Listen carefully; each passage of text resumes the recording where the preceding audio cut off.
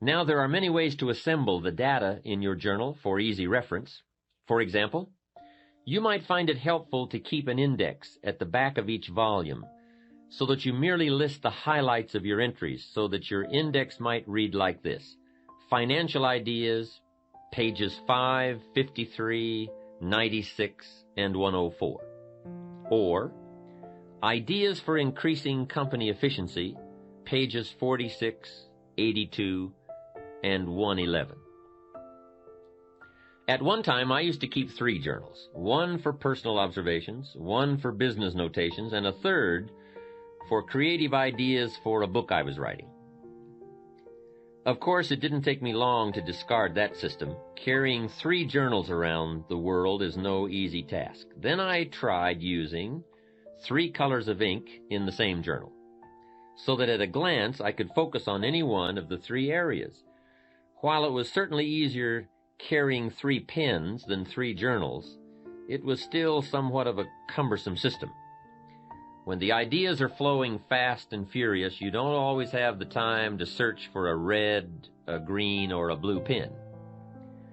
The method I finally settled on was setting aside certain sections of my journal for specific uses. For example, at the back of my journals I have a separate section for recording my goals, for listing interesting quotes, and for thoughts on new speech material. Perhaps you may want to set aside part of your journal for specific ongoing projects or interests that you feel might warrant a section of their own. Choose one of these methods or devise a new one, but make sure you set up some kind of system. Remember, failure more often than not is attributable to lack of information about how to succeed. Each of us has the capacity to seek out the information we require to achieve our goals. Unfortunately, we do not all have the discipline required to gather the data systematically so that the raw material is easily accessible and ready to be put into practical use the moment opportunity presents itself. How sad it would be if opportunity came knocking on your door, but you had to keep him waiting while you rummaged through drawers and files for the key. Undoubtedly, by the time most people have finally located the key, opportunity has long since become impatient and gone on to knock on the door of someone else. Next, by taking the time to capture and assemble information in our journals, we now have the added benefit of being able to review these ideas whenever we wish.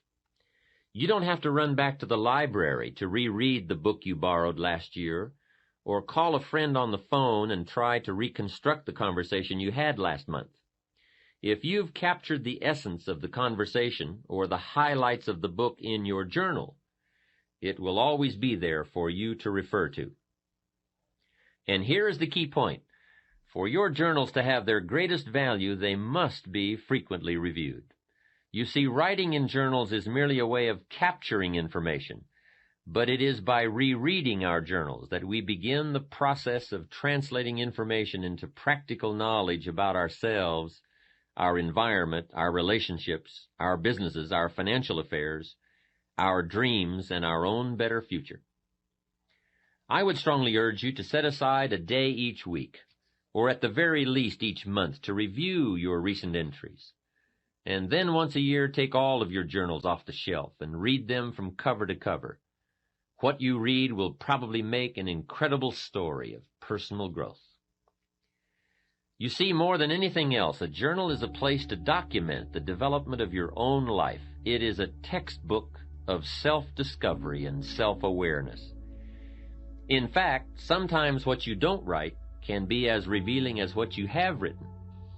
A friend of mine recently shared with me the discovery that in rereading her journals, she realized that everything she had written centered around other people's lives, their accomplishments, their failures, their dreams, their needs. I finally realized, she said, that I had spent most of my adult life as a mirror reflecting everybody else's existence, rather than as a human being living a life of my own. In the pages of a journal, our innermost feelings and dreams are revealed, as are our strengths, our weaknesses, our positive attributes and our negative habits and characteristics. If not in the words themselves, then at least between the lines of what we have written are the shadows of self-doubt, pride, envy, jealousy, and anger. Just as actions speak louder than words, so too will journals often say more than what we have written.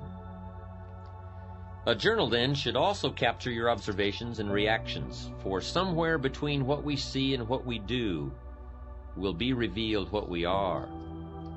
Capture on paper the events, the circumstances, and happenings of your life. Describe the near miss you had while driving to work on the freeway. Outline your observations of people's behavior at the office party. Paint the picture of your day at the beach, the pounding surf, the soaring gulls, the distant sails. And then, when you have written about what your eyes have perceived and your ears have heard, go one step further and describe your feelings, your emotional responses to life. Describe your feelings when you learned that John got the promotion that you felt was rightfully yours, or when you learned that Sally is getting married next month to your ex-husband. Describe it all. Don't miss any of the events of your life. Capture the joy of your victories as well as the agony of your defeats. And remember, it doesn't have to be a monumental occurrence to be worth capturing. Truly, most human lives consist of and evolve around minor happenings. So even a minor event and your response to it can have a major impact on how your life turns out.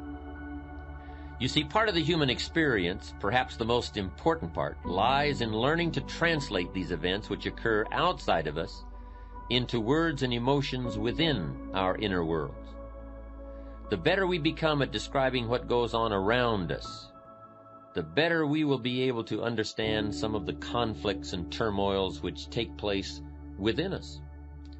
Cause and effect always go hand in hand. Trying to understand or deal with the effects without a clear picture of the cause is a rather hopeless situation to be in. Remember that all human emotions are effects which can be traced back to particular events or causes. A better understanding of events will always give us a clearer picture of the effects we may be experiencing. Also, on the subject of events and feelings, you will find as you begin to open up and really tell it like it is, that your journal becomes an excellent, empathetic friend, one who will listen to all you have to say about your joys, your pain, your fears, or your concerns. And I would strongly urge you to get these emotions out of your head and onto the page. For powerful negative emotions are diminished by writing, and powerful positive emotions become explosive. You see, writing about your fear reduces its strength, and capturing your excitement magnifies its power. And feel free to say it all. These are your private collections, your personal recollections. They are not going to be read aloud at the next staff meeting, used in court against you, or published in the New York Times. Write freely. Don't let anything inhibit your flow of your thoughts. Write in half sentences. Break all the rules of grammar and punctuation if you choose. Draw pictures, make diagrams. Anything goes. Neatness doesn't count, and neither does spelling. This is one place where you should feel free to say it all, and say it as you wish. By the way, if you feel uncomfortable abandoning the rules of your 8th grade English teacher, then this too should tell you something about yourself. Hey, you are even free to do the worst thing of all. Use somebody else's words. Glue in newspaper articles, cartoons, quotes, whatever you wish. No one is going to give you an F for plagiarism in your journal. There is only one suggestion I would offer concerning the format of your journal, and that is to record the date, time, and location of each entry.